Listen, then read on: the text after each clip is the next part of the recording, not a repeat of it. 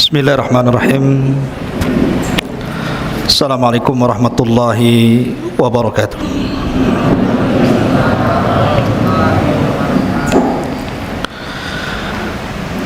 Alhamdulillah, salatu wassalamu ala rasulillah wa ala alihi wa sahbihi wa mawalah, wa la hawla wa la quwata illa billahi wa ba'du. Alhamdulillah, di malam hari ini, di malam Ahad, kita bisa berkumpul di Masjid Jabal Uhud. Dan insyaallah di malam hari ini kita akan mengadakan pengajian, karena sudah lama juga saya hampir 2 bulan tidak memberikan tausiah khususnya kepada santri-santri Jabal Uhud dan umumnya kepada masyarakat, karena juga ada musibah jatuh. Dan alhamdulillah di malam hari ini dengan izin Allah Subhanahu wa taala kita bisa duduk bersama untuk thalabul ilmi kembali. Dan tema di malam hari ini harusnya khususnya santri, tadi saya anjurkan membawa Al-Quran, tetapi mungkin panitianya lupa tadi, karena malam ini kita akan membahas tentang satu kisah yang paling baik di dalam Al-Quranul Karim. Ma'asyiral muslimin yang dimuliakan Allah Subhanahu wa ta'ala, tentu tidak ada kisah yang lebih baik dalam Al-Quran melebihi kisahnya para nabi dan rasul. Di dalam surah Yusuf, tepat pada ayat yang ketiga, Allah Subhanahu wa ta'ala berfirman, nahnu naqussu 'alaika ahsanal qasasi bima auhayna ilaika hadzal Qur'an. Kami menceritakan kepadamu ya Muhammad kisah yang paling baik dengan mewahyukan Al-Quran kepadamu. Sebagian para ulama berselisih pendapat, dari sekian kisah para nabi dan rasul, mana kisah yang paling baik dari seluruh kisah para nabi dan rasul di dalam Al-Quranul Karim?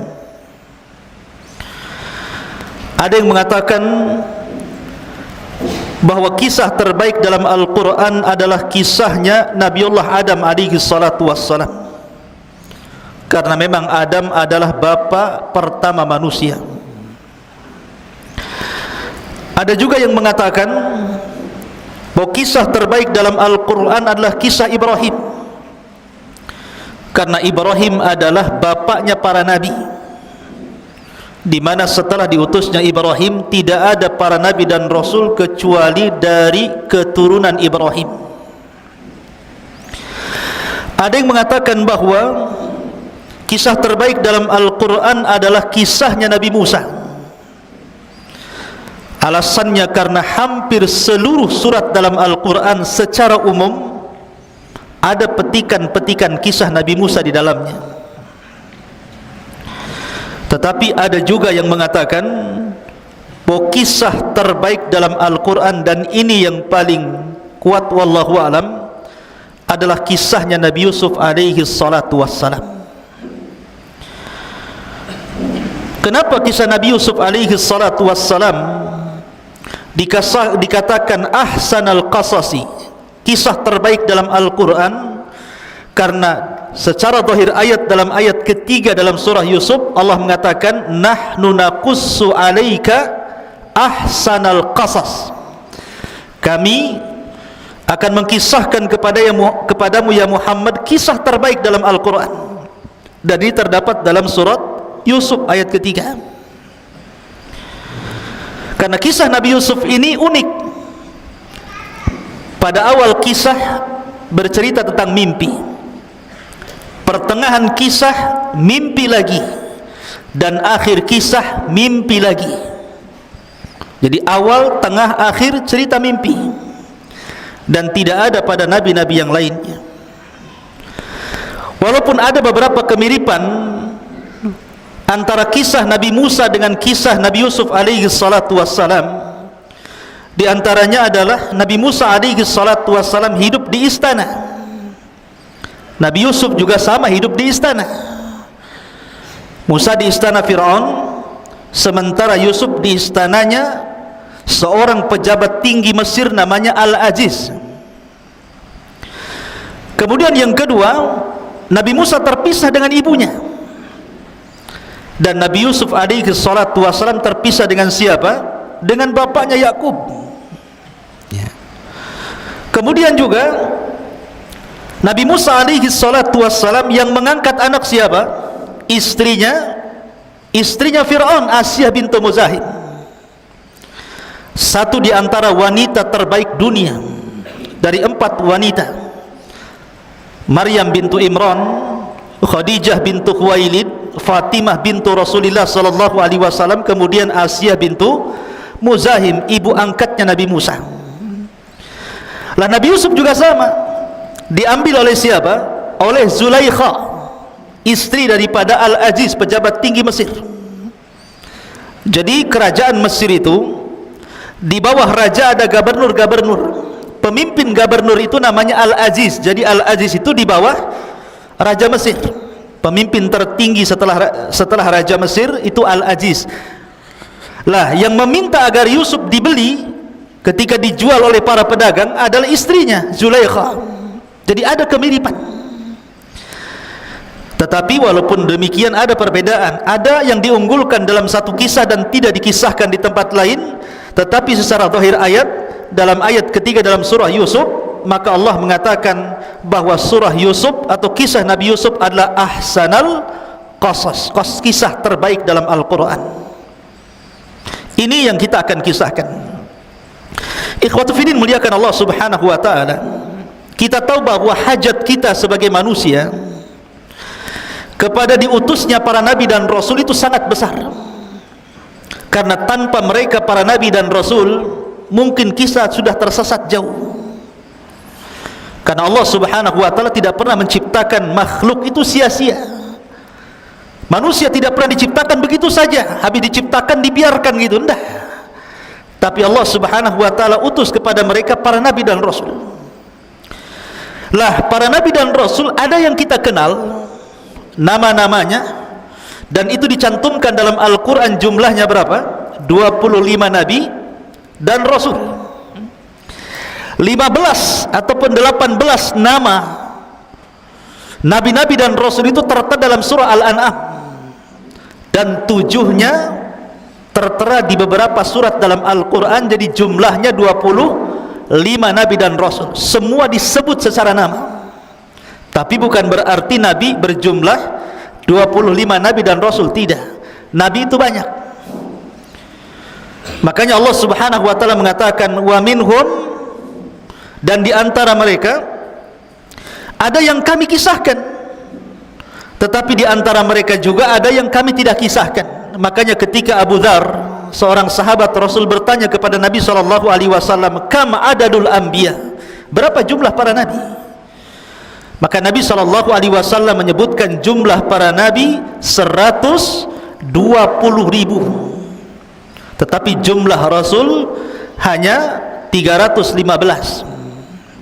Artinya banyak Rasul yang diutus itu, para nabi yang diutus itu banyak. Cuman yang kita kenal hanya 25 nabi dan Rasul, dan ini wajib kita imani.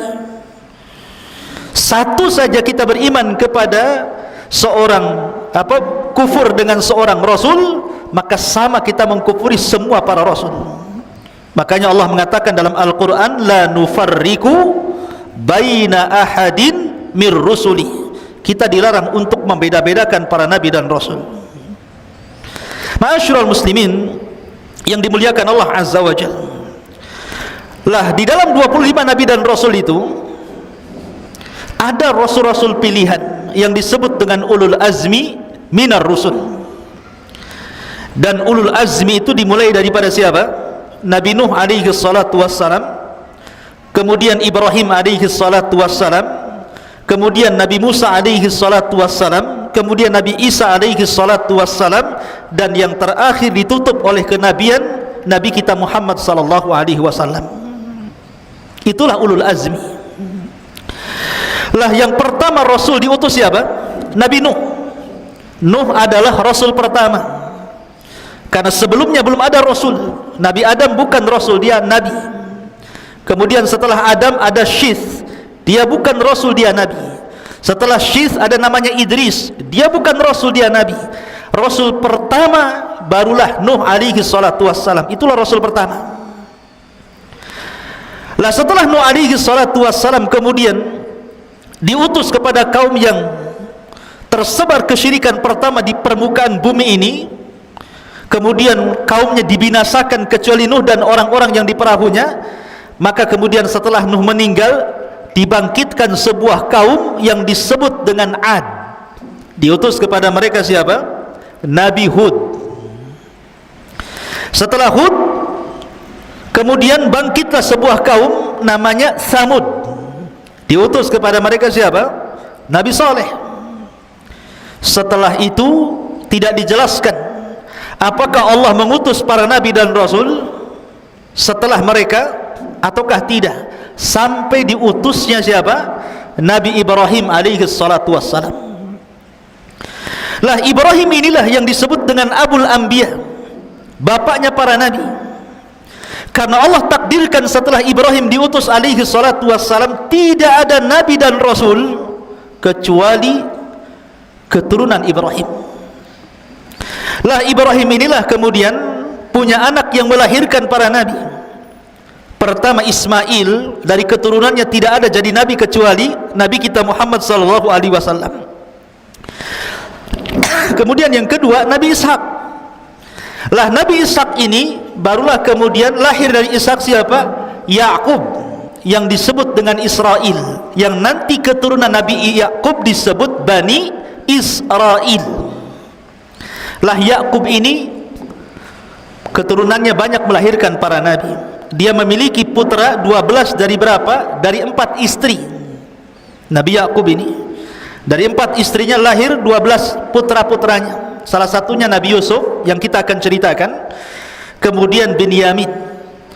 Lah dari keturunan Lawa, salah satu putra Nabi Yakub itu banyak ribuan para nabi lahir.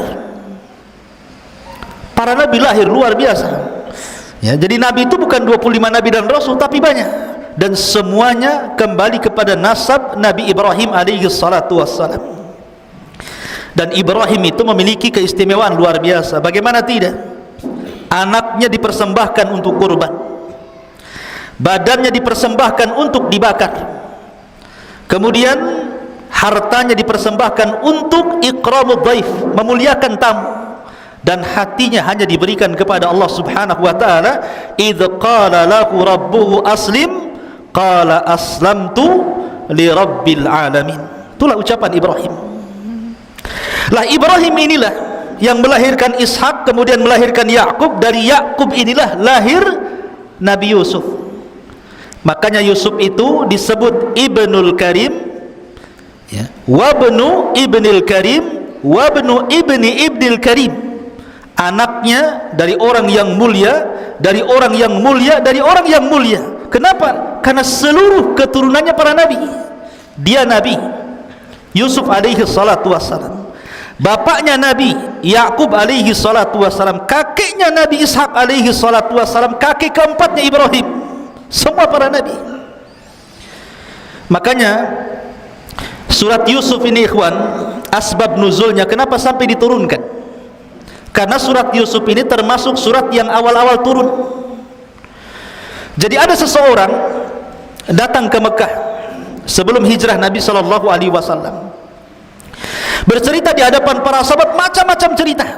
Cerita ini, cerita itu, macam-macam cerita diceritakan. Akhirnya para sahabat ini mengadu kepada Rasulullah dan mengatakan, "Ya Rasulullah, ceritakanlah kepada kami kisah terbaik, sebagaimana orang itu bercerita banyak cerita dari luar." Maka Nabi SAW terdiam sampai Jibril kemudian datang, kemudian menurunkan surah Yusuf. Lah ketika Nabi SAW kemudian diturunkan surah Yusuf, maka para sahabat mendengar dengan seksama dan takjub dengan kisah Nabi Yusuf ini. lah orang-orang Yahudi di Madinah ketika mendengar Nabi SAW menceritakan tentang kisah Nabi Yusuf yang merupakan wahyu Al-Quran, mereka menangis. Kenapa? Karena mereka teringat dengan nabi-nabi mereka. Dari sini menunjukkan bahwa Islam itu bukan agama komunitas, tapi Islam itu agama universal, artinya menyeluruh, bukan hanya untuk orang Arab, tapi untuk seluruh manusia. Inna arsalnaka illa rahmatan lil alamin. Ma'asyiral muslimin yang dimuliakan Allah Azza wa Jalla. Taib, untuk supaya tidak memperpanjang waktu, kita akan masuk pada kisah Nabi Yusuf alaihi salatu wassalam. Bagaimana kisahnya? Kisah Nabi Yusuf ini, ikhwan, lengkap diceritakan dalam Al-Quran. Sangat menakjubkan, karena hampir semua sisi diceritakan dalam kisah ini. Banyak pelajaran, khususnya antum para santri. Ma'asyiral muslimin yang dimuliakan Allah Azza wa Jalla, kisah Nabi Yusuf ini dimulai dengan mimpi. Saya katakan dari awal tadi, dimulai dengan mimpi, pertengahannya mimpi, dan akhirnya juga mimpi. Ketika Nabi Yusuf alaihi salatu wassalam di usia 10 tahun, Nabi Yusuf alaihi salatu wassalam bermimpi, dan mimpinya diceritakan kepada bapaknya. Coba yang mau mushaf para akhwat, di dalam surah Yusuf ayat yang keempat, Allah katakan, idh qala Yusuf li abi ya abati inni ra'aitu ahada asyara kawkaban wasyamsa wal qamara ra'aituhum li sajidin.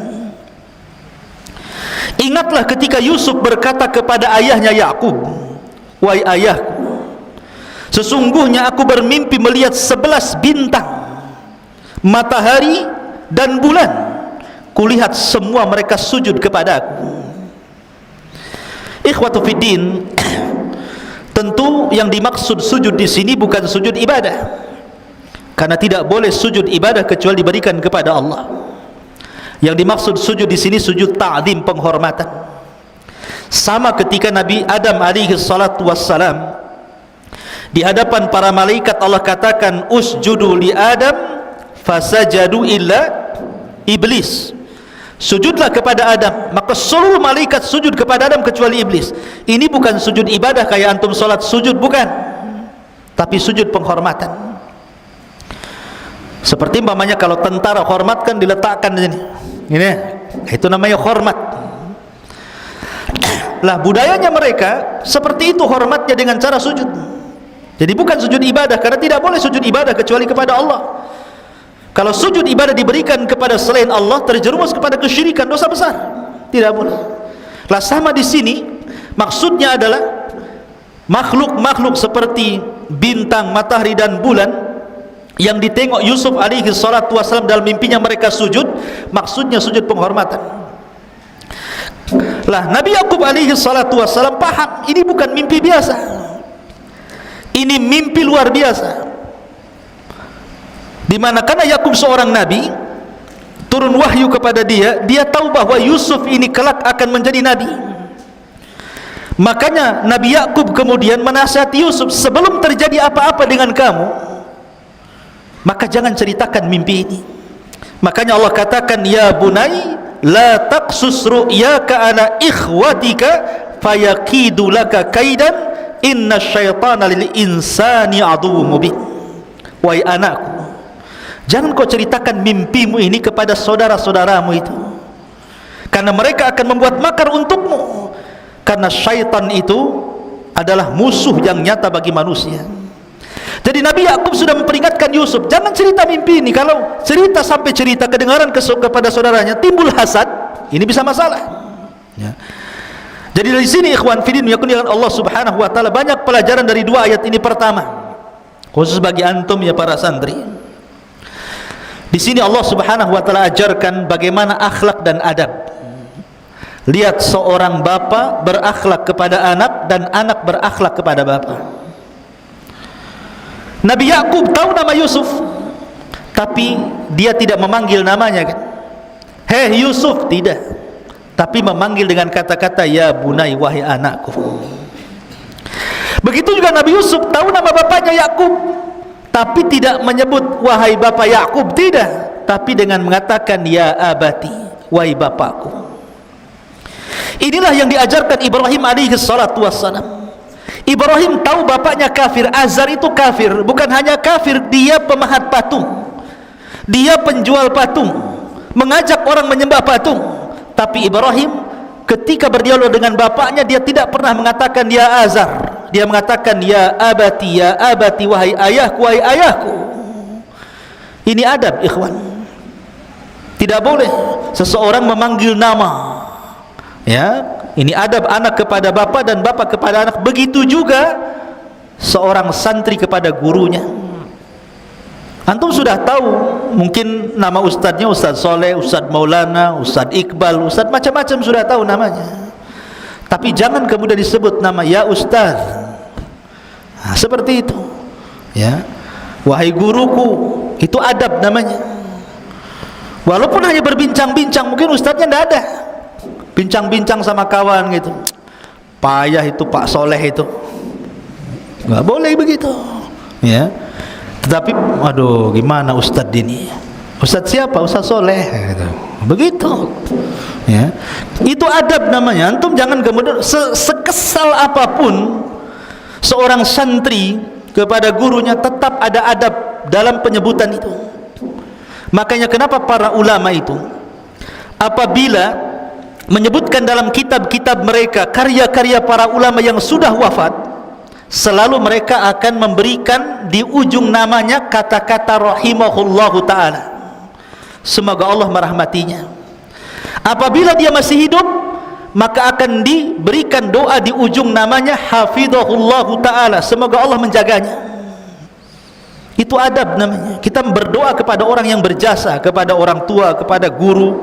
Begitulah yang diajarkan para nabi kepada kita. Makanya di sini kita lihat dalam surah Luqman, Luqman ketika menasihati anaknya, ya bunai la tusyrik billah, dia tidak menyebut namanya wahai Luqman, tidak, karena ini bentuk adab, bentuk akhlak maksudnya. Kemudian yang kedua, pelajaran yang kedua, di sini Nabi Yakub kemudian mengatakan kepada Nabi Yusuf alaihi salatu wassalam, apabila antum semuanya diberikan sebuah kabar gembira, kenikmatan dari Allah subhanahu wa ta'ala. Memang Allah mengatakan fa bi ni'mati rabbika fahaddits, dengan nikmat Allah ceritakan nikmat itu. Tetapi bukan berarti semua nikmat harus diceritakan. Kalau seandainya memunculkan orang-orang yang hasad, makanya di sini Allah mengatakan, hai anakku, jangan ceritakan mimpimu, ini mimpi baik, sebab itu nanti akan menjadikan saudara-saudaramu membuat makar kepadamu. Kalimat kaidun makar, ya, tentu makar yang paling besar, tidak ada makar melebihi makar Allah. Allah lah zat yang paling tinggi makarnya. Lah setelah itu kemudian makar yang paling bahaya adalah makar yang ditimbulkan orang hasad.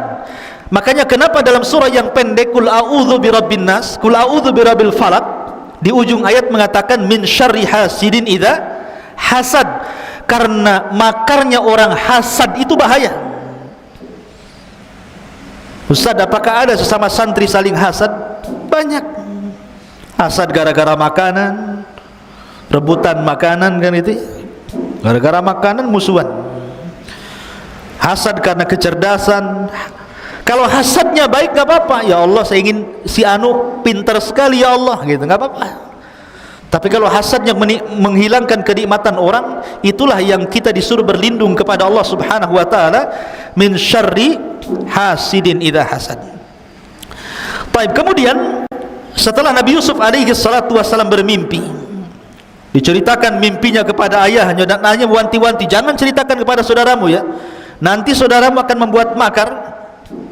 Kita tahu bahwa Nabi Yakub ini, ikhwan, memiliki berapa istri tadi? Saya katakan empat istri. Lah di antara salah satu dari 4 istri itu ada namanya Rahil. Nama istri Yakub itu ada namanya Rahil. Rahil inilah ibu daripada Nabi Yusuf dan Binyamin. Jadi Nabi Yusuf dan Binyamin itu satu kandung, dari ibu yang sama dan bapak yang sama. Adapun saudara-saudaranya lain bapak, lain ibu satu bapak.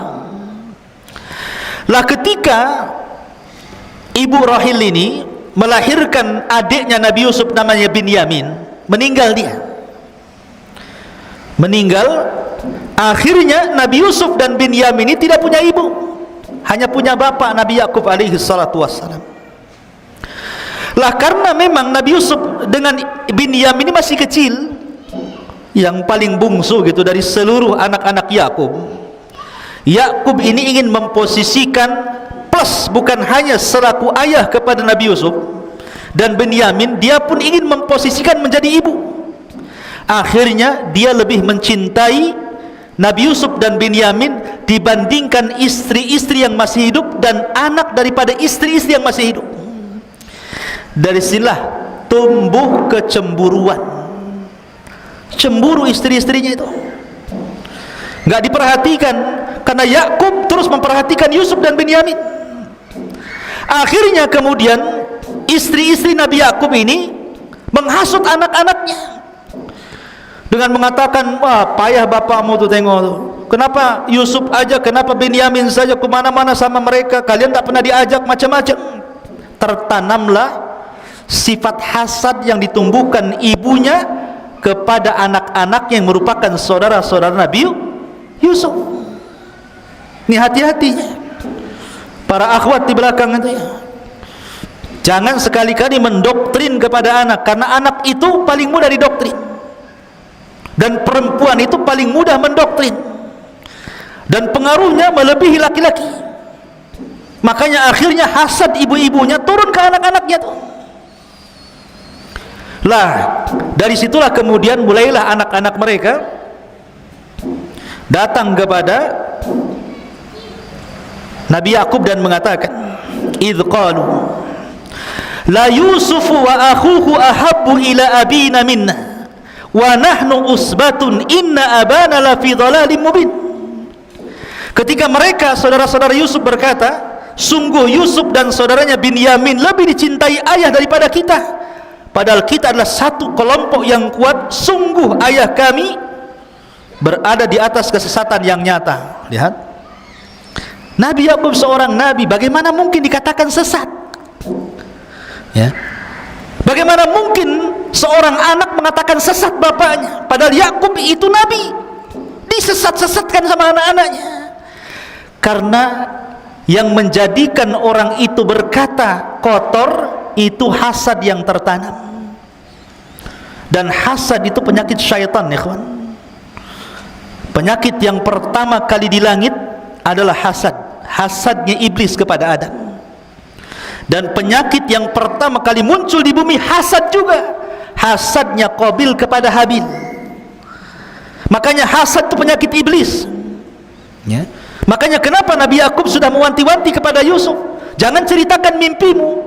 Dan di ujung ayat mengatakan, karena musuh yang nyatalah syaitan. Setan menguasai saudara-saudara Yusuf sampai berani lancang kepada bapaknya dan mengatakan, inna abana lafi dhalalim mubin. Oh, bapakku ini sesat katanya.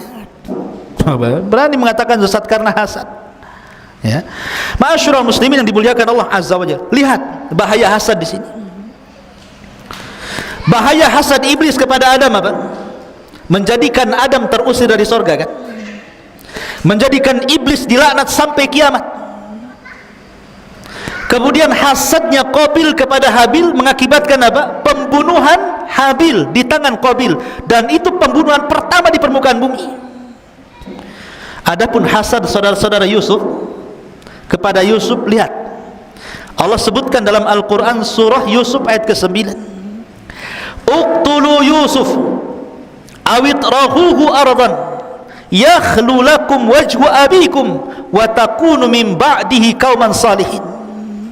Bunuhlah Yusuf, satu, atau buanglah dia ke sebuah tempat agar perhatian ayah tertumpah kepadamu, atau yang ketiga, setelah itu kamu menjadi orang-orang yang baik. Jadi pertama suruh dibunuh, yang kedua suruh dibuang, yang ketiga apa? Ada yang berakal di antara anak-anak Yakub ini. Qala qailun minhum la taqtulu Yusuf. Janganlah bunuh Yusuf. Wa alquhu fi ghayabatil jub. Kita masukkan aja ke sumur. Yaltaqithu ba'dus sayyarati in kuntum fa'ilin. Biar nanti ada orang-orang musafir datang, mudah-mudahan diambil mereka, kemudian dibawa mereka pergi. Lihat, akibat hasad. Pertama, ide pembunuhan, bunuh saja Yusuf itu. Kemudian yang kedua, ide pembuangan. Kemudian yang paling ringan, idenya apa? Dimasukkan ke sumur. Semua bicara tentang nyawa. Dibunuh jelas menghilangkan nyawa. Dibuang ke padang pasir bisa kematian karena kehausan. Dibunuh, dilemparkan ke sumur, bisa saja di sumur ada ular, ada kalajengking, ada macam-macam kan. Makanya Allah mengatakan ghayabatil jub. Kenapa dikatakan ghayabatil jub? Ghayabah itu artinya tidak terlihat. Ini bukan sumur kecil, bukan sumur 15 meter, 12 meter, bukan. Tapi sumur yang enggak tahu kedalamannya. Makanya Allah mengibarahkan dengan ghayabatil jub. Saking dalamnya enggak kelihatan. Coba bayangkan. Dan Yusuf 3 hari di situ. 3 hari dalam sumur yang gelap itu. Kalau seandainya saya kasih hadiah 50.000, antum uka-uka di sana, di siapa yang berani? Malam ke hutan Jabal Uzan, jalan ke hutan sana, ya. Nanti pagi datang lagi ke sini. Siapa yang berani ngacung? Ustadz kasih 50.000, saya tambah 100.000, tambah aja 500, tambah 1 juta. Nggak ada yang ngacung. Ustadznya lah. Coba, itu loh di hutan ini. Yusuf dah sumurnya di hutan, masuk lagi ke dalam sumur itu. 3 hari 3 malam dalam kegelapan itu. Anak umur 10 tahun. Yusuf ketika dimasukkan itu usianya berapa? 10 tahun itu. Subhanallah. Tetapi dalam riwayat, ketika Yusuf berada di sumur itu, karena itu pilihan terakhir saudara-saudaranya, mereka tidak jadi membunuh, mereka tidak jadi membuang, dan mereka memasukkan Yusuf ke sumur. Di dalam sumur itu Jibril datang. Selama 3 hari Jibril bolak-balik datang. Kemudian menenangkan Nabi Yusuf dalam sumur itu usia 10 tahun, dan menceritakan tentang bahwa Yusuf, nanti kamu sebentar lagi setelah 3 hari ini akan ada orang yang mengambil. Kemudian nanti akan dijual, kemudian akan hidup di istana, kemudian akan dirayu perempuan, kemudian akan dipenjara, kemudian akan ini, akan itu. Semua diceritakan Jibril tentang kehidupan Yusuf ke depan sampai meninggal. Jadi Yusuf sudah tahu gambaran nih setelah keluar dari sumur apa yang akan terjadi, karena Jibril sudah mengilhamkan kepadanya, ya. Makanya dia membuat tenang Yusuf di dalam sumur tadi. Ma'asyiral muslimin yang dimuliakan Allah Subhanahu wa taala. Allah Subhanahu wa taala mengatakan kisah tentang bagaimana Yusuf dimasukkan ke dalam sumur. Qalu ya abana ma laka la ta'manna ala Yusuf wa inna lahu lanasihun. Ini saudara-saudaranya itu sebenarnya karena hasadnya yang tinggi kepada Yusuf, sebenarnya berusaha untuk memisahkan Yusuf dengan bapaknya, tetapi tidak berhasil. Jadi maunya itu Yusuf diambil, dibuang gitu kan, dibunuh. Pokoknya mereka membuat makar setiap hari, tapi tidak berhasil. Sampai akhirnya datang kepada bapaknya, dan mereka mengatakan, wahai ayah kami, mengapa engkau tidak mempercayai kami? Kalimat kenapa kau tidak mempercayai kami, maksudnya dari sini kata para ulama tafsir, mereka sudah berusaha berkali-kali tapi tidak berhasil. Makanya mereka meyakinkan bapaknya. Bahasa kita apa? Masa nggak percaya dengan kami? Kasihlah Nabi Yusuf itu main-main bersama kami. Wa inna lahu lanasihun. Apa kata mereka? Sungguh kami semua menginginkan kebaikan. Lihat, sama persis seperti iblis. Ketika iblis masuk ke dalam sorga, dia berusaha untuk membujuk Nabi Adam kan? Memberikan was-was. Fawaswasa lahuma syaitan was-was, diberikan was-was setan agar Adam itu memakan buah larangan itu, tapi tidak berhasil. Sampai akhirnya iblis bersumpah, wa qasamahuma inni lakuma laminan nasihin. Maka iblis pun bersumpah di hadapan Adam dan Hawa bahwa dia mendatangi mereka hanya menginginkan kebaikan. Lihat, ya. Jadi orang yang berbuat jahat itu tidak mungkin akan menampakkan kejahatannya, pasti akan menampakkan kebaikan. Lihat para penipu itu, mana ada penipu nampak tipuannya kan? Pasti akan diberikan kebaikan dulu. Makanya sebuah kebatilan, kata Syekh Shalih Fauzan, kalau ditampakkan 100% ditolak manusia. Tapi kebatilan itu kalau kemudian ada kebaikan di situ dan tercampur hak dan batil, barulah manusia menerimanya. Makanya kenapa di sini ikhwatu fiddin, dalam rangka memuluskan kejahatannya, mereka meyakinkan bapaknya, percayalah bapak kepada kami, kami ini tidak ingin apapun kecuali kebaikan kepada Yusuf. Arsilhu ma'ana ghadan yarta wa yal'ab wa inna lahu lahafidhun. Biarkanlah dia pergi bersama kami besok pagi agar dia bersenang-senang dan bermain-main dan kami bisa menjaganya. Jadi diyakinkan bapaknya itu. Sampai akhirnya bapaknya luluh. Mulailah kemudian mereka membawa Nabi Yusuf alaihi salatu wassalam bermain-main. Lah ketika itulah mereka merencanakan. Dari ketika itu mereka berangkat 11 orang karena Benyamin masih kecil tidak diajak. Lah yang 10 orang ini membuat makar di tengah padang pasir. Bagaimana mencelakakan Nabi Yusuf alaihi salatu wassalam. Dan ketika itu saya katakan Yusuf alaihi salatu wassalam berusia berapa? 10 tahun. Sebagian mereka mengatakan bunuh saja, sebagian mereka mengatakan kita letakkan di padang pasir biar dia kehausan mati, dan sebagian yang berakal di antara mereka mengatakan biar kita masukkan Yusuf ke sumur biar ada para musafir dan mengambilnya entah berantah, dan yang penting dia tidak hidup bersama kami. Artinya di sini akhirnya sepakat seluruh saudara-saudaranya mengambil yang paling ringan. Di sinilah ada sebuah kaidah usul fikih, akhafu dhararaini, mengambil yang paling kecil madaratnya. Jadi mereka tidak membunuh, mereka tidak melempar ke padang pasir, tapi mereka mengambil yang paling ringan madaratnya, yang memungkinkan Yusuf itu bukan hanya ada kemungkinan mati tapi juga ada kemungkinan hidup. Dan begitulah kaidah usul fikih ya. Jadi kalau ada dua perkara, yang satu madarat, yang satu madarat, maka ambillah yang paling kecil madaratnya. Harus seperti itu. Contohnya apa? Contohnya kita dihadapkan dengan 3 perkara. 1 perempuan, 2 khamar, 3 pisau. Kemudian antum dipaksa kamu berzina dengan wanita itu. Kalau tidak, kami bunuh. Kalau engkau enggak mau, minumlah khamar. Ini kan semua madarat ikhwan. Berzina dosa besar, minum khamar dosa besar, membunuh juga dosa besar. Tapi antum dipaksa melakukan salah satu dari 3 perkara ini. Kita memilih yang mana? Semua dosa besar. Membunuh tidak mungkin, berzina tidak mungkin, minum khamar juga tidak mungkin. Maka yang paling ringan apa? Hah? Yang paling ringan apa? Novel yang paling ringan apa? Membunuh? Apa? Nggak tahu. Minum khamar? Bukan.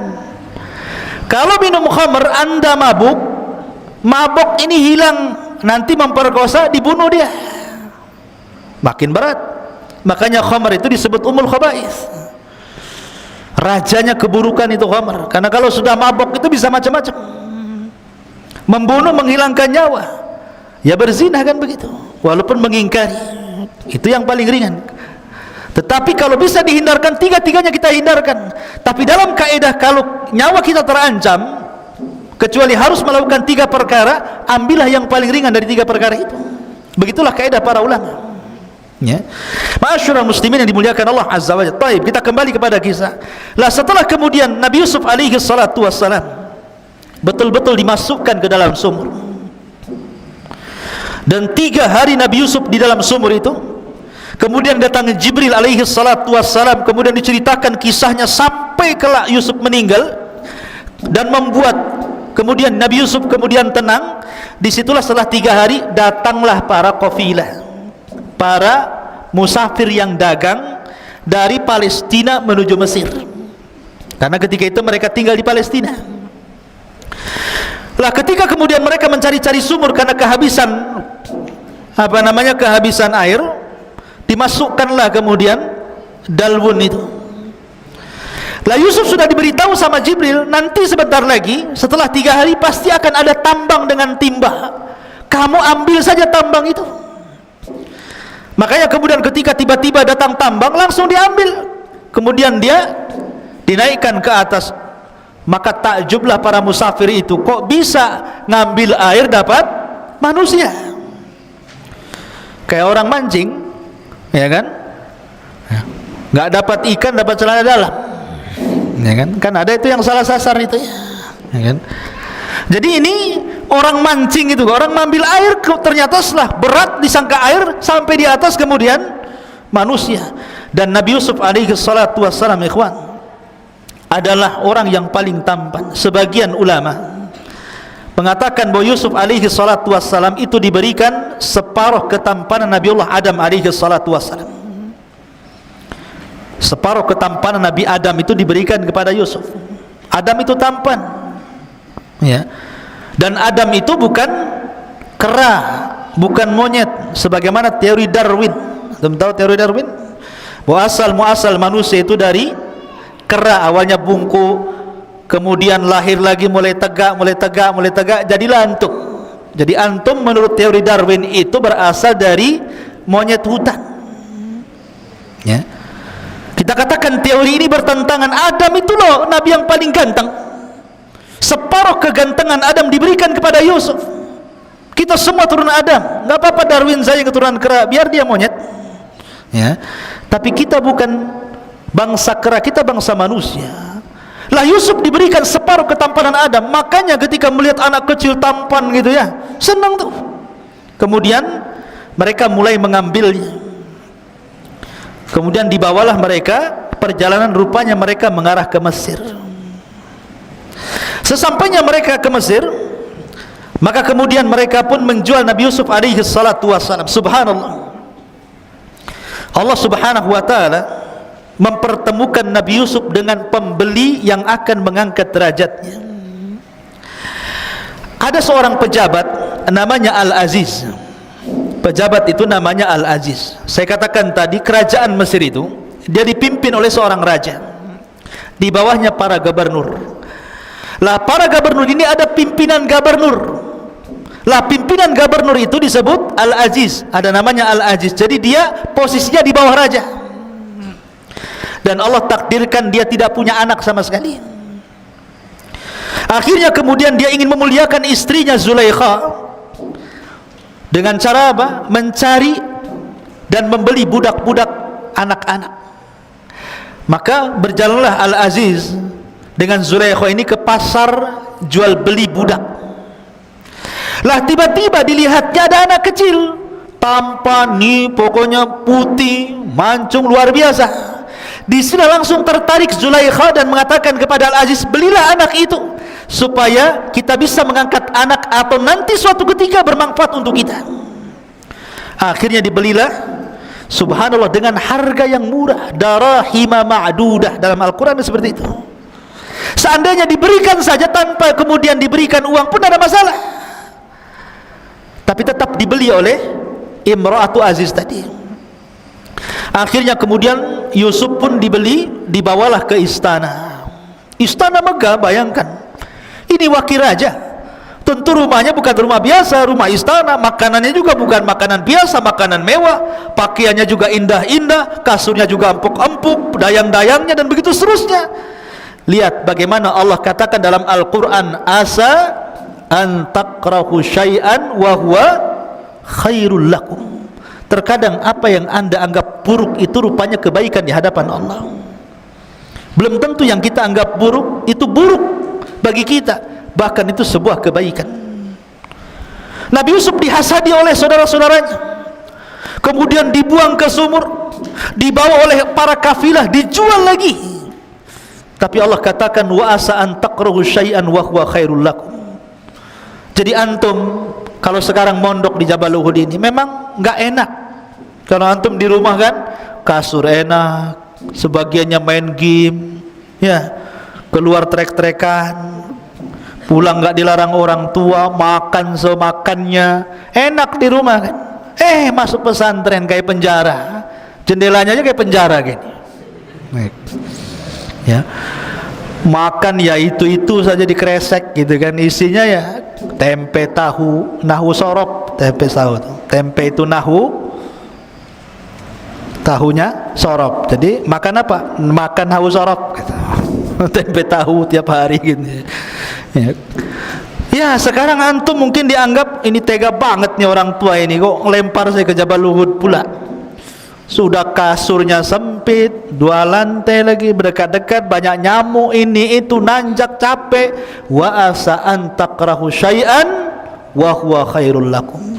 Boleh jadi yang anda anggap buruk hari ini, capek di sini, asik ngapal aja, stres.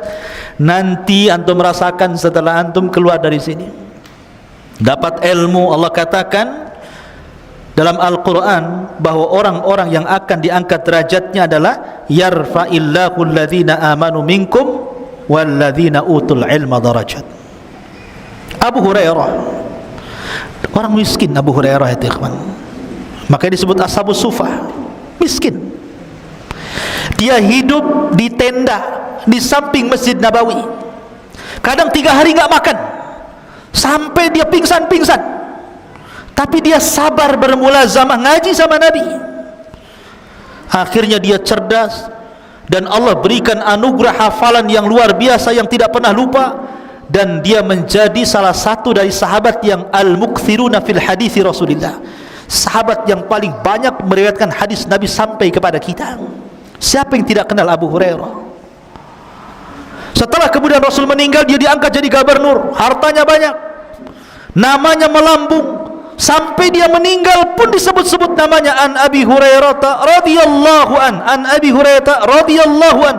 Siapapun yang membaca hadis Nabi dalam bab apa saja ada Abu Hurairah di situ. Dalam bab air ada Abu Hurairah di situ disebut. Dalam bab tayamum, dalam bab wudu, dalam bab solat, dalam bab zakat, dalam bab apa saja Abu Hurairah ada di situ. Meriwayatkan hadis Nabi SAW.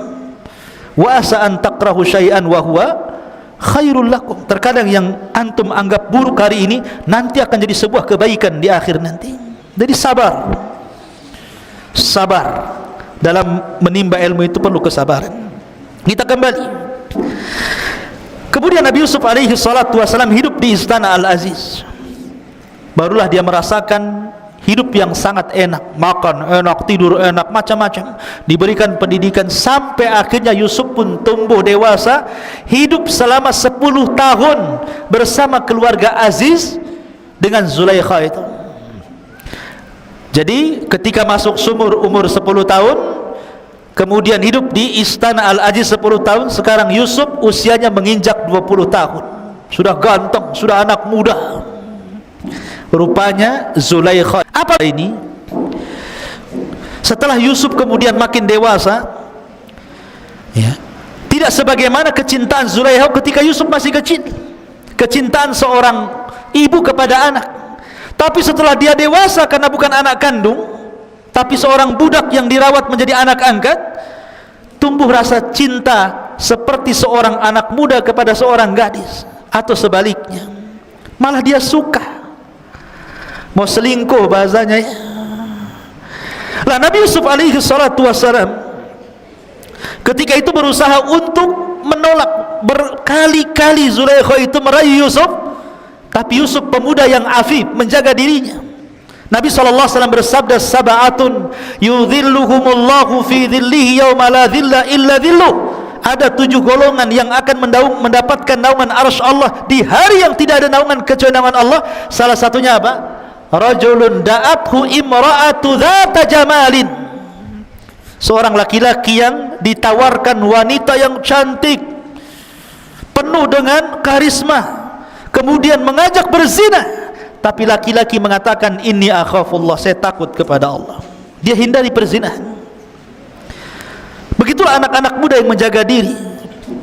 Yusuf ini seorang musafir, jauh dari keluarganya. Biasanya kan seorang musafir, kalau kita lihat di Batam ini kan banyak para perantau. Ada yang dari Jawa, ada yang dari Sumatera, Kalimantan, macam-macam, satu Indonesia tumblak di Batam ini. Seorang yang merantau itu biasanya lebih berani, karena jauh dari keluarga. Dia harus mengadu nasib. Makanya kalau para perantau itu jadi jahat-jahat sekali, kalau jadi baik-baik sekali. Kenapa dia bisa berbuat jahat? Karena jauh dari orang tua, jauh dari kampungnya. Kalau dia berbuat jahat, orang kampung tidak tahu, orang tuanya tidak tahu, ya. Artinya Yusuf ini kalau diajak berzina dengan wanita istri pejabat yang sangat cantik Zulaikha ini, memungkinkan, karena dia seorang musafir, jauh dari keluarga, orang nggak tahu siapa dia di situ. Tapi Yusuf dianugerahi oleh Allah Subhanahu wa taala jiwa yang afif, yang menjaga diri. Makanya ketika Zulaikha itu mengundang Yusuf ke kamarnya, kemudian berusaha, kemudian oleh Zulaikha dikunci seluruh pintu dan jendela. Bayangkan, tidak ada satupun jendela dan pintu kaca dikunci. Kemudian Zulaikha membuka bajunya dan menawarkan diri. Tapi Yusuf mengatakan, ma'adallah, aku berlindung kepada Allah. Kalau bukan karena burhan dari Allah, tentu aku akan terjerumus kepada perbuatan yang sangat dahsyat fitnahnya ini. Ikhwan, ada yang mengatakan Nabi Yusuf alaihi salatu wassalam ketika itu melihat patung. Jadi ada patung di rumah Zulaikha itu, karena ketika itu orang Mesir menyembah patung, ya. Lah patung itu tersingkap dari tutupnya. Jadi ada penutup, kemudian tersingkap penutupnya. Dia malu. Sebenarnya Yusuf itu secara naluri laki-laki, dia pengen juga. Siapa yang tidak pengen? Ya. Dihadapkan kepada wanita yang sangat cantik, nalurinya itu pengen. Makanya Allah mengatakan wa hammat bihi wa hammat biha. Artinya wanita itu pengen Yusuf, Yusuf pun sebenarnya dalam hatinya kepengen. Tapi ketika dia melihat patung itu, Yusuf malu. Padahal itu Tuhannya orang Mesir.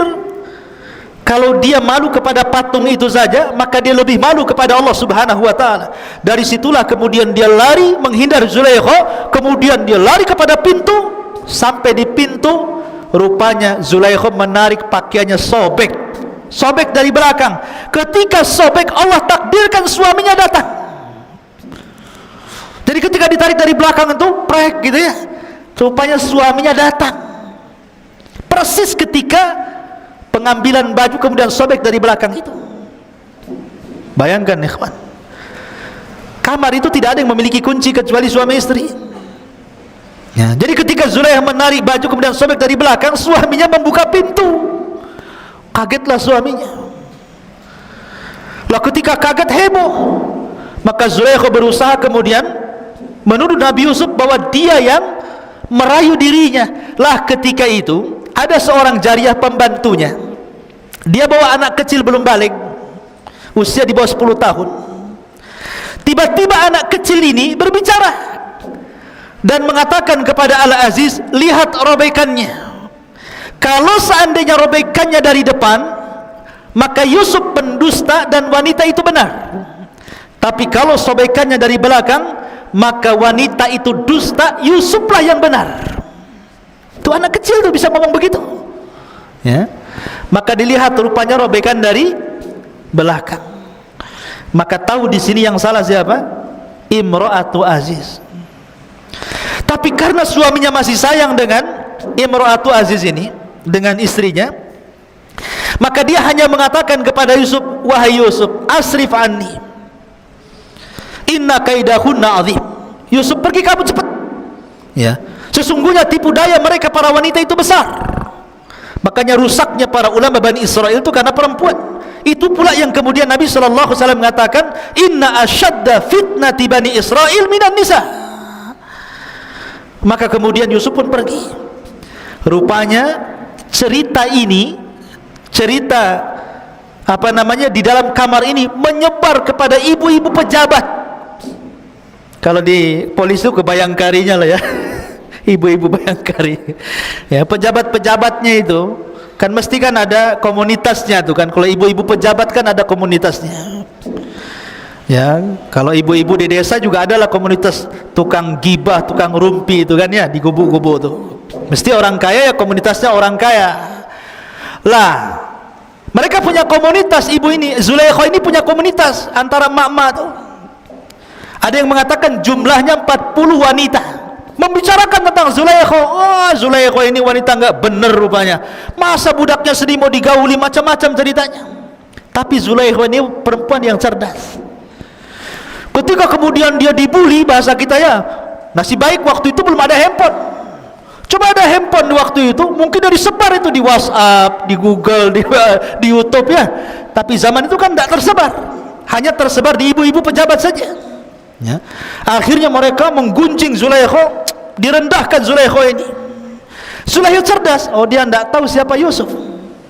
Akhirnya Zulaikha pun mengundang mereka di rumahnya, disediakan macam-macam buah-buahan, disediakan pisau yang tajam-tajam untuk mengupas buah-buahan itu. Diundang tuh 40 istri-istri pejabat itu supaya makan di rumahnya. Wah, disediakan tuh. Datang istri-istri pejabat itu, masing-masing pegang buah dan pisau. Mereka tidak tahu apa ini maksud undangan ini ya. Dan Yusuf pun tidak tahu apa maksudnya.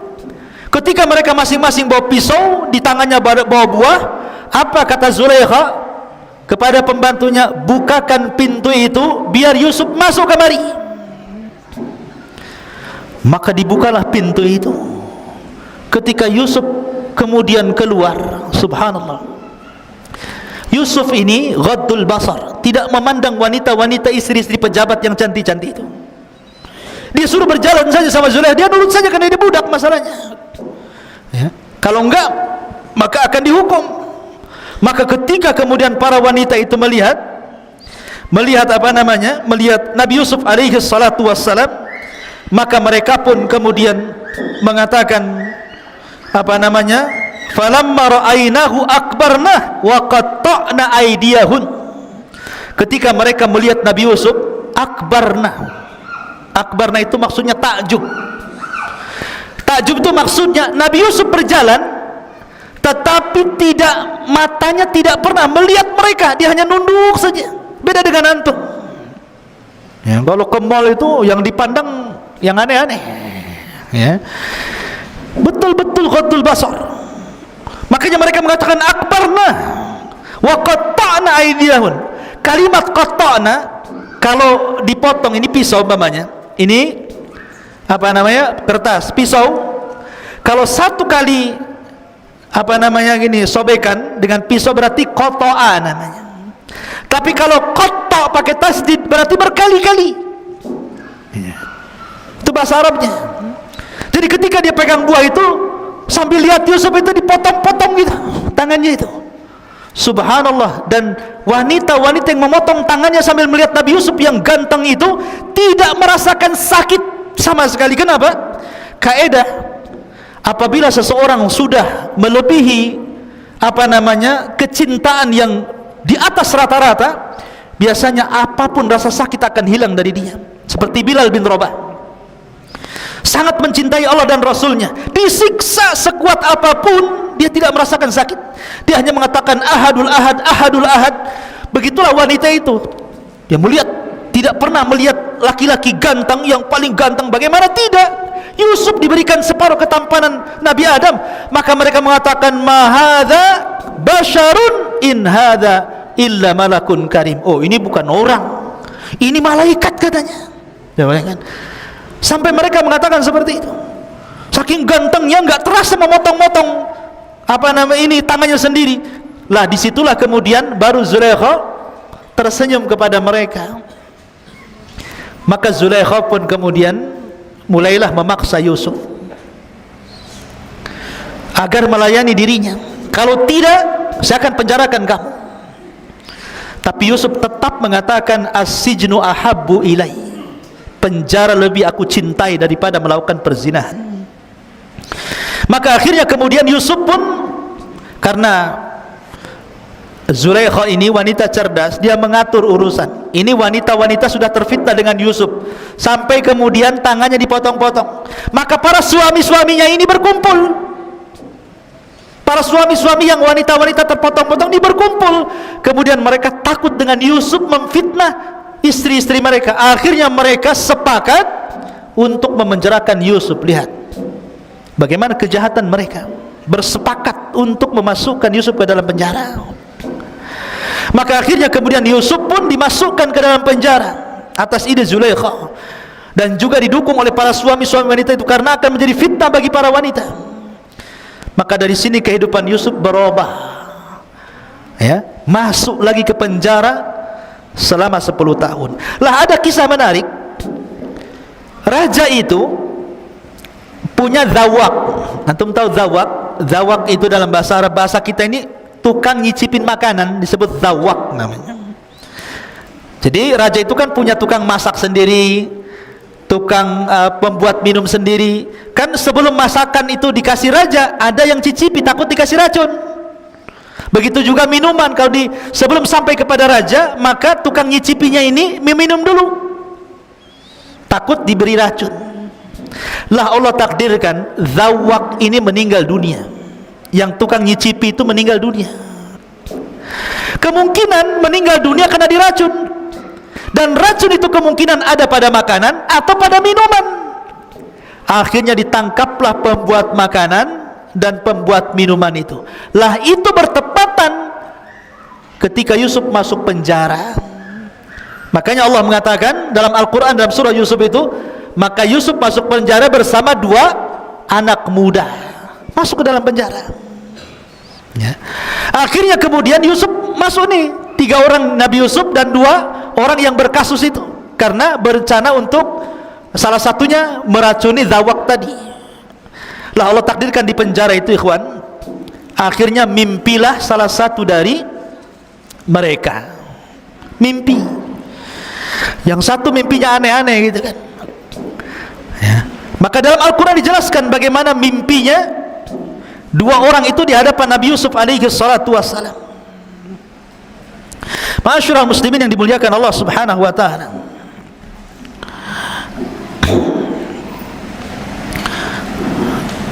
gimana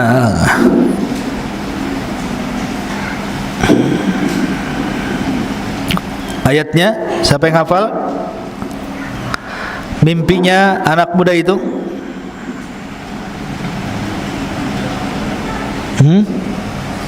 Santri? Yang keras. Iya, baca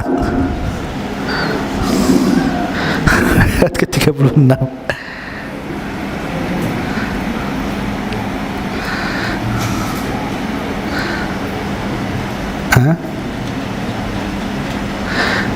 Ayat 36.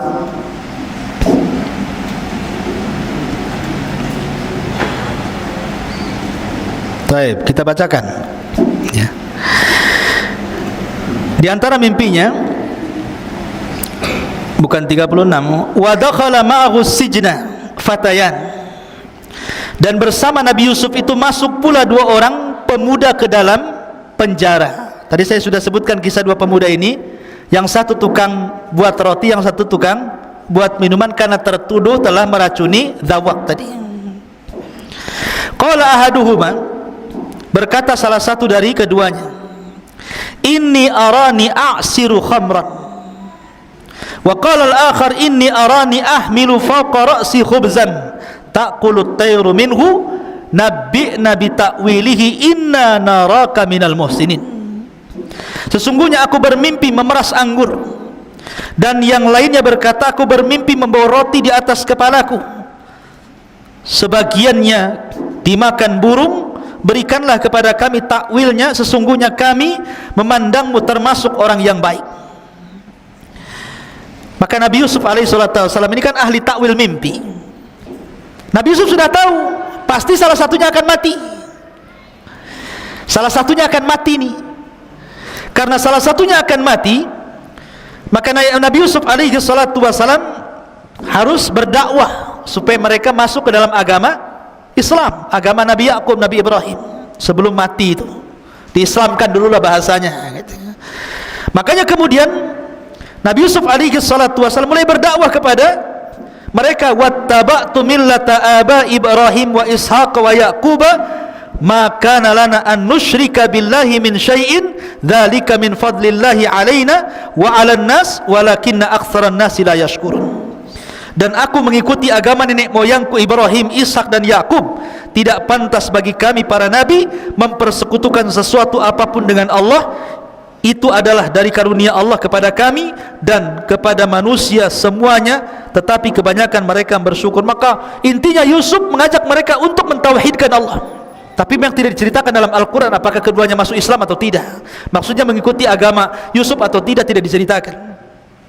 Tapi yang diceritakan adalah ketika keduanya kemudian diloloskan dari penjara, maka Nabi Yusuf alaihi salatu wasallam ketika itu mengatakan kepada salah satu dari yang akan diselamatkan, tidak akan mati, nanti kamu cerita kepada raja tentang kasusku, aku akan ceritakan kasusku, kamu cerita kepada raja, mudah-mudahan raja mengampuniku. Maka yang ditakwil akan selamat itu, ya, saya akan ceritakan kalau sampai di istana. Akhirnya keduanya dipanggil. Setelah kasusnya kemudian disidangkan dan terbukti rupanya salah satu yang berikan racun, lah rupanya yang meracuni zawak yang suka mencicipi makanan raja itu siapa? Tukang pembuat roti. Adapun tukang pembuat minuman khamr itu bebas karena dia tidak meracun. Makanya ketika ditakwil itu ada roti di atas kepalanya, sebagiannya dimakan burung. Maksudnya adalah dia akan diponis mati dan dialah akan disalib dan jasadnya akan dimakan burung. Makanya ketika keluar penjara, yang membuat roti ini dia yang bersalah menaruh racun tadi, maka mati. Lah yang membuat minum ini lupa pesan Yusuf bahwa nanti kalau kamu keluar ceritakan kisahku kepada raja, kasusku seperti ini, biar jadi pertimbangan raja. Lupa pula dia sampai 10 tahun, lupa anda cerita. Terpaksa Yusuf hidup di penjara berapa? 10 tahun. Orang gak bersalah masuk penjara 10 tahun dia di penjara, Nabi Yusuf tuh. Ya subhanallah.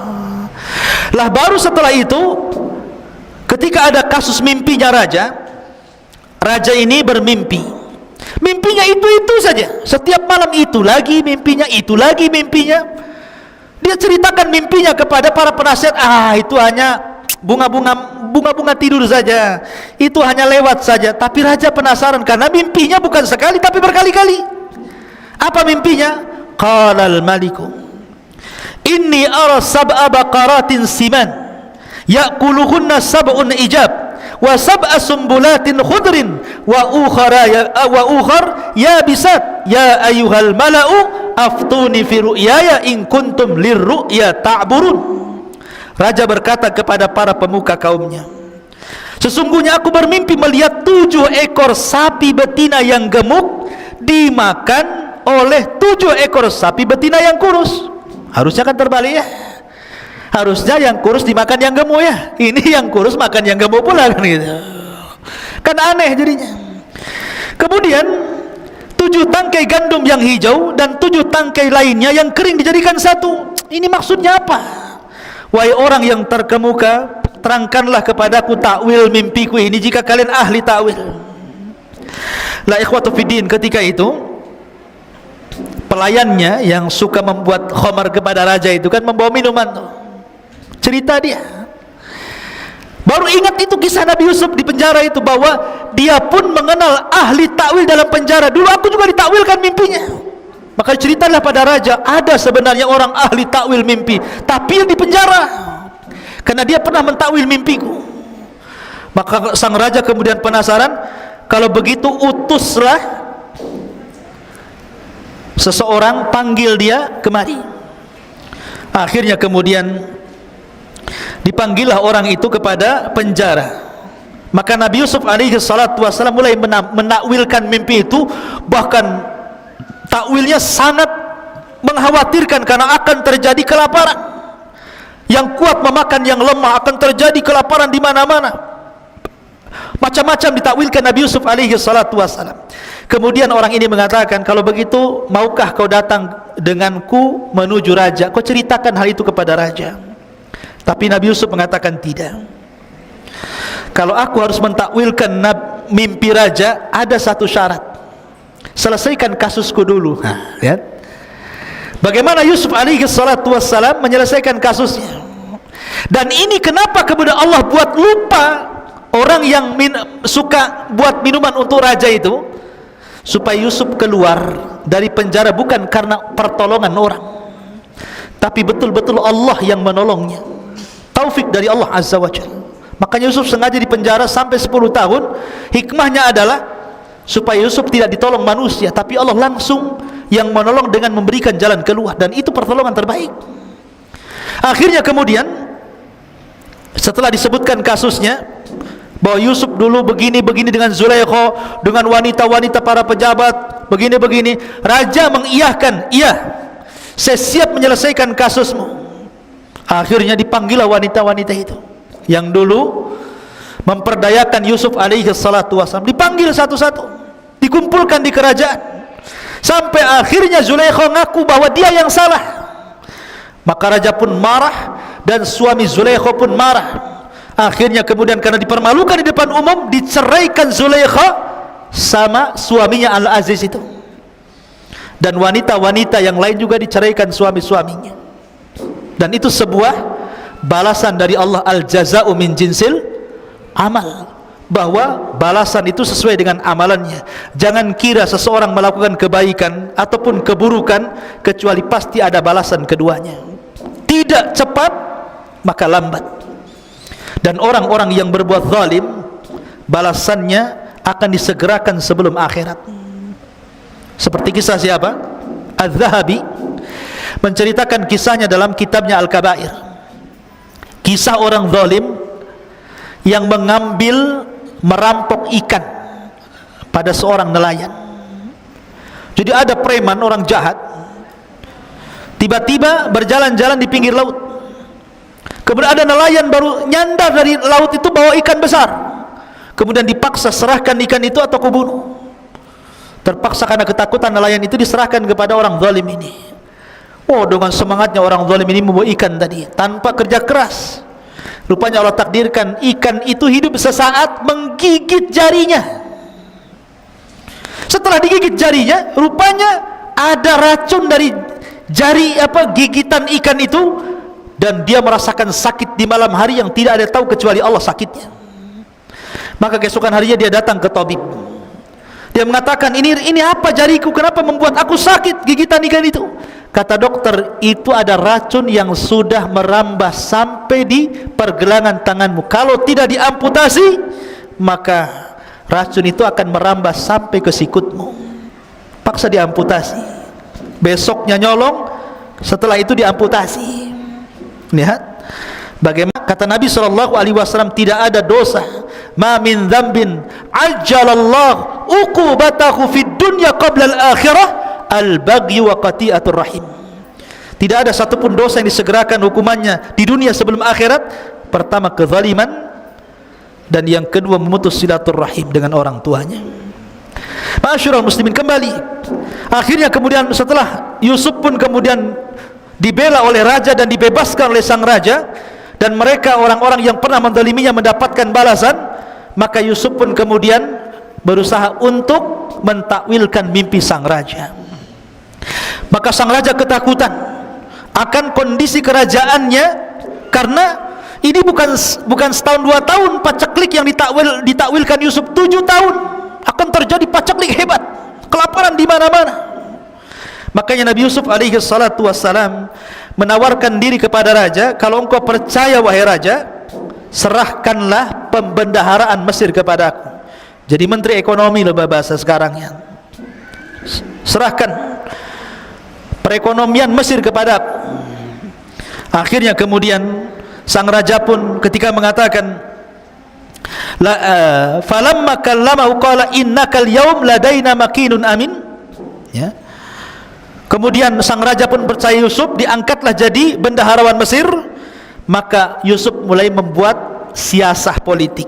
Bayangkan, Oh, dia sekarang jadi orang kepercayaan raja. Lihat. Memang terkadang orang itu susah-susah dahulu kan. Mulai dari dihasadi keluarganya, dibuang ke sumur, dijual, dimasukkan ke penjara. Subhanallah, ini kan keperitan hidup semuanya. Dan di endingnya Yusuf menjadi seorang menteri kepercayaan raja, menyelamatkan Mesir, diberikan fasilitas paling tinggi. Maka kemudian Yusuf pun mulailah berpolitik. Dia memberikan uang-uang ke masyarakat agar menanam gandum di mana-mana, beras di mana-mana. Nanti sebagiannya diambil kerajaan dan sebagian dikonsumsi oleh mereka. Lah yang diserahkan ke kerajaan ini disimpan oleh Nabi Yusuf sampai setelah 7 tahun betul-betul terjadi kekeringan, pacaklik di mana-mana. Tapi Mesir mengalami luar biasa kemakmuran. Negara-negara tetangganya semua kelaparan kecuali Mesir. Semua kelaparan, termasuk Palestina. Karena Palestina dekat dengan Mesir, perjalanan darat. Perbatasannya jalur Gaza itu kan. Ya. Akhirnya terdengarlah oleh keluarga Nabi Yakub bahwa kalau ingin mendapatkan makanan dan tidak akan kelaparan, maka mereka boleh menukar gandum, menukar makanan dengan barang-barang berharga. Berangkatlah keluarga Yakub ini. 10 orang datang ke Mesir membawa barang. Yusuf sudah sukses di Mesir. Lah ketika datang ke istana Mesir, Yusuf kenal. Ini orang-orang ini kenal. Ini dulu orang yang menzalimi saya. Lihat, orang yang disakiti selamanya tidak akan lupa kepada orang yang menyakiti. Tapi orang yang menyakiti akan lupa kepada orang disakitinya. Itu kaidah itu. Ya. Ingat gak antum dulu zalimi saya? Enggak ingat. Yang menzalimi biasanya gitu, enggak ingat ya. Tapi yang dizalimi akan ingat terus. Wah ini, walaupun udah tua, mukanya ini kayak dulu nih orang yang kurang ajar sama saya ini. Ya. Yusuf kenal tuh saudara-saudaranya, tetapi saudara-saudara nggak kenal sama Yusuf. Ya. Maka Yusuf pun kemudian, tapi dia berusaha. Disinilah Allah tampakkan adabnya seorang nabi, akhlaknya seorang nabi. Jazaul ihsan, jazaus sayyi'ah, balasan keburukan tidak dibalas dengan keburukan, tetapi dibalas dengan kebaikan. Begitulah para nabi yang mengajarkan kepada kita. Ya. Dulu mereka hasad, maka lawan hasad itu kita berikan kebaikan kepada orang yang hasad. Inilah cara menghilangkan hasad. Kan saudara-saudara Yusuf kan hasad tuh kepada Yusuf, maka Yusuf justru tidak hasad. Jadi mereka akhirnya diberikan kan dalam kaedah pemberian penukaran barang itu satu unta satu karung gandum. Walaupun mereka banyak 10 unta, tetap dikasih satu unta, satu orang satu unta. Akhirnya mereka mengatakan, Yusuf nih mengatakan, berapa saudara kalian? Mereka mengatakan 11 orang. Loh kenapa cuma 10? Benyamin maksudnya saudaranya nggak dibawa. Kenapa cuma 10? Besok-besok kalau kamu datang, ajak yang ke-11-nya. Kalau engkau tidak ajak, kami tidak akan kasih gandum lagi. Untuk kebaikanku, kata Yusuf, nih gandumnya, setiap satu unta, satu karung, nih saya kembalikan semua barang berharganya. Tuh, baik kan? Udah nggak diambil barang berharganya, dikasih gandum lagi. Ya. Akhirnya pulanglah mereka. Sampai di Palestina berjumpa dengan Nabi Yakub. Nabi Yakub itu pantang makan yang haram, pantang makan pemberian orang, tidak mau dia. Ketika dia melihat gandum-gandum itu di atas unta, kemudian barang berharganya kembali, Yakub menolak, tidak mau. Ini harus dikembalikan nih. Saya tidak mau, kecuali kalau barang-barang berharganya memang sudah diterima oleh Mesir, mereka dapat makanan, nggak apa-apa. Ini enggak, makannya dikasih, barangnya dikembalikan. Kata Yakub, saya nggak mau makan kecuali ditukar dengan barang berharga. Akhirnya mereka mengatakan, tidak wahai ayahku. Mereka minta syarat, kalau kami harus kembali ke Mesir, adik kami Benyamin harus diajak. Kalau nggak lengkap 11, mereka akan menolaknya. Nabi Yakub teringat dengan Yusuf. Nabi Yakub teringat dengan Yusuf, nanti dimasukkan sumur lagi kan gitu ya. Dia takut karena di antara ujian Nabi Yakub itu salah satunya dia menangis karena sedih kehilangan Yusuf sampai buta. Setiap hari Yakub menangis karena tidak wajar kematian Yusuf, apalagi tahu Yakub ini Yusuf akan jadi nabi. Makanya dia sedih menangis, akhirnya buta, nggak bisa melihat. Pada awalnya Yakub tidak mengizinkan Benyamin, tapi dirayu dan ini demi makan, demi tidak kelaparan. Akhirnya Yakub pun kemudian setelah dipastikan Binyamin aman, maka boleh mengizinkan Binyamin ikut. Berangkatlah mereka dengan Binyamin yang tadinya 11 unta jadi 10 unta jadi 11 unta, kan jadi banyak tuh karungnya. Setelah sampai di sana, Nabi Yusuf kenal dengan Binyamin. Binyamin tidak kenal dengan Yusuf. Akhirnya kemudian oleh Nabi Yusuf dipisahkan tuh dari kawan-kawannya, dimasukkan ke dalam kamar. Kemudian Yusuf baru bercerita bahwa dia adalah Yusuf. Wah, senanglah Binyamin karena berjumpa dengan saudaranya sudah lama, bertahun-tahun tidak berjumpa. Dari situlah maka Yusuf tidak mau berpisah dengan Binyamin. Disitulah dia buat makar. Dia ngomong sama Binyamin, nanti sebelum kau pulang, nanti kendaraanmu akan saya kasih barangku. Nanti kau akan dituduh mencuri. Nanti kalau kamu dituduh mencuri, kamu tidak akan pergi lagi ke Palestina dan kamu akan hidup bersama saya di sini. Betul, dibuat siasat seperti itu. Setelah barang-barangnya kemudian ditukar dengan gandum, kemudian orang-orang ini sudah mau kembali ke Palestina. Sebelum masuk sampai gerbang saja, para penjaga teriak, ada barang yang hilang, ada barang yang hilang, barangnya Malik hilang. Akhirnya penjaga pun menutup gerbang, kemudian memeriksa semua bawaan 11 saudara Yusuf ini. Dicek semuanya, ya. Rupanya yang bawa barang ada siapa, Ben? Binyamin. Ditangkaplah Binyamin. Ketika itu hukuman orang mencuri, kalau ikut syariat Yakub maka menjadi budak, kalau ikut syariat Mesir maka dibunuh. Cuma dua itu saja hukuman orang mencuri ketika itu, jadi budak atau dibunuh, ya. Dan Yusuf mengikuti syariat Yakub. Akhirnya kemudian mereka pun meminta-minta agar jangan menahan Binyamin, karena mereka sudah berjanji kepada bapaknya untuk mengembalikan Binyamin, ya. Karena kan Nabi Yusuf bersiasat supaya mereka tahu, ya, bagaimana susahnya Nabi Yusuf dulu. Akhirnya terpaksa salah satu yang berakal dengan mereka mengatakan, ya sudahlah, berangkatlah kalian ke Palestina, yang 9 orang itu. Maka salah satu saudara Yusuf kemudian dengan Binyamin ditinggal di Mesir. Bilanglah sama bapakmu, sama bapak kita Yakub itu, bahwa telah terjadi begini-begini. Ceritakan aja sejujurnya bahwa Binyamin begini-begini. Berangkatlah mereka. Sampai di Palestina, Yakub gak percaya, karena dia sudah pernah melakukan kejahatan kepada Yusuf dan tidak pulang. Sekarang Binyamin tidak pulang lagi. Kalian apakan Binyamin? Bahasanya seperti itu kan. Kata bapaknya, pokoknya cari sedapat mungkin Yusuf dengan Binyamin, datangkan kepada aku. Saya nggak mau tahu, kata Yakub. Itu sudah buta tuh. Saya nggak mau tahu, saya nggak mau menerima bakaran. Sekarang kalian pergi lagi, datangkan Binyamin dan Yusuf kepada aku. Akhirnya udah panik ini anak-anaknya. Terpaksalah berangkat lagi mereka ke Mesir, menceritakan tentang kondisi ayahnya begini. Akhirnya Yusuf mengatakan, ya sudah, kalau begitu bawalah Binyamin bersama kalian dan berikan pakaianku kepada ayah kalian, pakaian raja, berikan pakaianku kepada ayah kalian. Akhirnya berangkatlah orang ini kembali Palestina membawa Binyamin. Ketika sampai kemudian di Palestina, pakaian itu diberikan kepada Nabi Yakub. Tiba-tiba Yakub mencium bau Yusuf. Kemudian diciumnya baju itu, sampai akhirnya Allah takdirkan yang tadinya buta menjadi melek, sembuh butanya dari pakaian Nabi Yusuf itu. Dan setelah kemudian Yusuf alaihi salatu wassalam mengundang mereka semua untuk ke Mesir, maka dibawalah seluruh keluarga Nabi Yakub dan 11 saudaranya, istri-istrinya, anak-anaknya, cucu-cucunya, semua diboyong ke Mesir.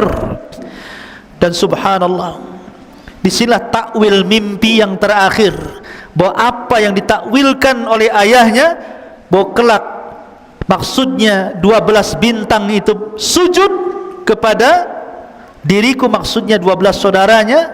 Akhirnya mereka menjadi orang-orang yang mengikuti Yusuf alaihi salatu wassalam. Dan Yusuf ada kesamaan dengan Rasulullah. Nabi ketika Fathu Mekah, dia melihat orang-orang yang pernah membunuh para sahabat, yang pernah mencaci maki, yang pernah menghinanya, tapi Nabi tidak balas dendam kecuali kepada orang-orang tertentu.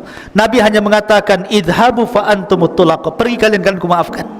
Maka Yusuf pun sama, mengatakan kepada saudara-saudaranya, la tasriba alaikumul yaum yaghfirullahu lakum wa huwa arhamur rahimin. Tidak ada celaan hari ini, Allah sudah ampuni dosa-dosa kalian, dan Allah zat yang maha pengasih di antara seluruh maha pengasih. Akhirnya mereka hidup di Mesir menjadi sebuah komunitas. Yakub pun kemudian meninggal dunia, maka lahirlah dari putra-putra Yakub, keturunan Yakub, yang kemudian disinilah cerita berawal kisah Bani Israel. Karena Bani Israel berkembang di Mesir sampai kepada cerita Fir'aun dan begitu seterusnya. Itulah di antara kisah terbaik dalam Al-Quran, kisah Nabi Yusuf alaihi salatu wassalam. Sebagai gambaran kisah, antum bisa baca Al-Qurannya, nanti akan nyambung dengan kisah yang saya kisahkan. Dan mudah-mudahan kedepannya kita membuat kajian rutin, entah seminggu sekali, ya, membahas ilmu-ilmu penting supaya menjadi bekal antum ketika pulang berdakwah di masyarakat. Mudah-mudahan ada manfaatnya. Subhanakallahumma bihamdika asyhadu an la ilaha illa anta astaghfiruka wa atubu ilaik. Allahu ta'ala alam. Assalamualaikum warahmatullahi wabarakatuh.